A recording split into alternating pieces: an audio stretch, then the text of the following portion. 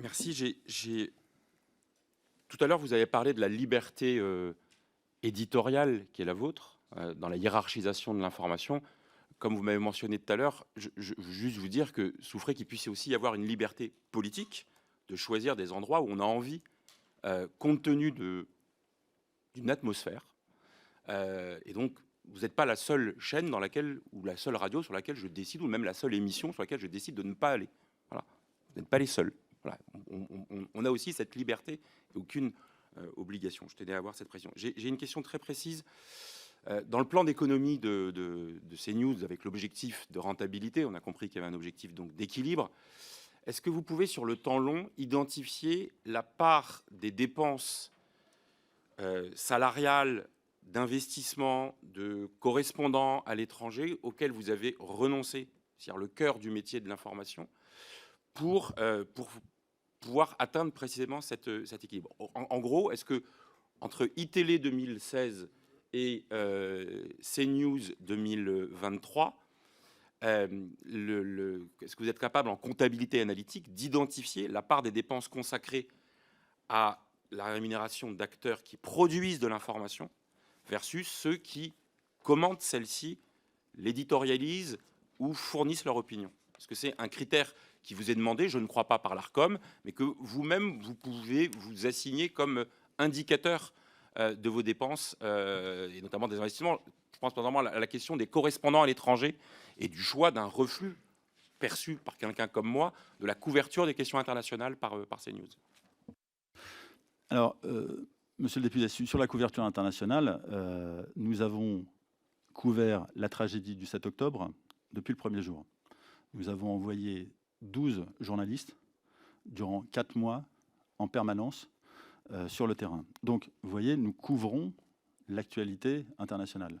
Lorsque l'Ukraine a été envahie, nous avons envoyé le même nombre de journalistes sur le terrain. Certes, nous n'avons pas fait, comme nos concurrents, le choix de traiter exclusivement de ce sujet, et donc nous ne maintenons pas une équipe en permanence en Ukraine, mais nous couvrons l'actualité internationale. D'ailleurs, nous avons reçu un prix récemment des correspondants de la presse étrangère à Paris pour notre couverture de l'actualité internationale récente. Sur le coup, moi, j'ai pas le, on pourra, c'est certainement vous le fournir, mais ce qui est important, c'est que ce n'est pas parce que 6 journalistes qui s'occupaient spécifiquement de l'international sont partis qu'on ne couvre pas l'international. Encore une fois, on le couvre avec, comment dire, on a une base qui sont les agences. Les agences sont l'AFP, Reuters et AP. Nous avons des abonnements aux agences qui nous permettent de couvrir, mais je dis nous, mais comme l'ensemble de nos confrères. Et ensuite, nous décidons de renforcer la couverture en envoyant un grand reporter sur le terrain.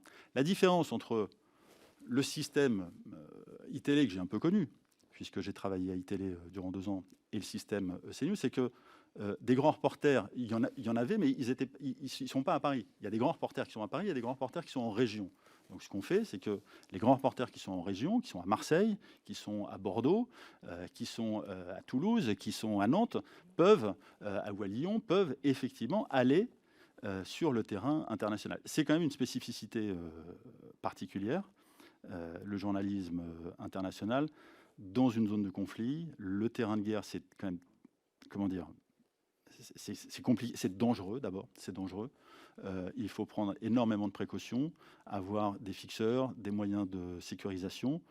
C'est quelque chose que nous faisons quand l'actualité l'impose. Mais c'est vrai que la couverture internationale, pour le coup de la guerre en Ukraine, a été finalement captée par l'un de nos concurrents et par ailleurs confrères.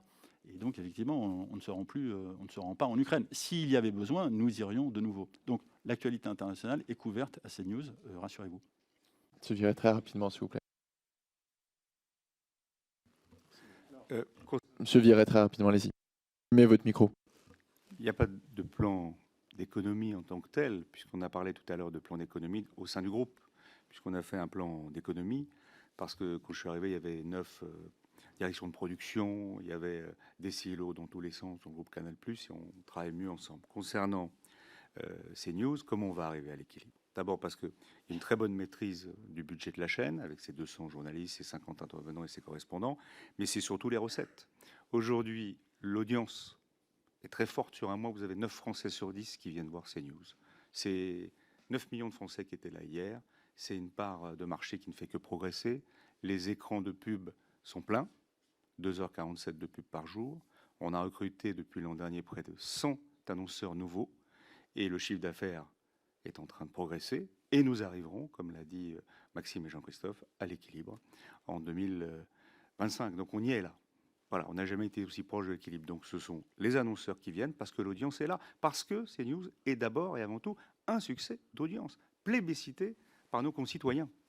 Merci, M. Viret. Nous accusons bonne réception des niveaux d'audience.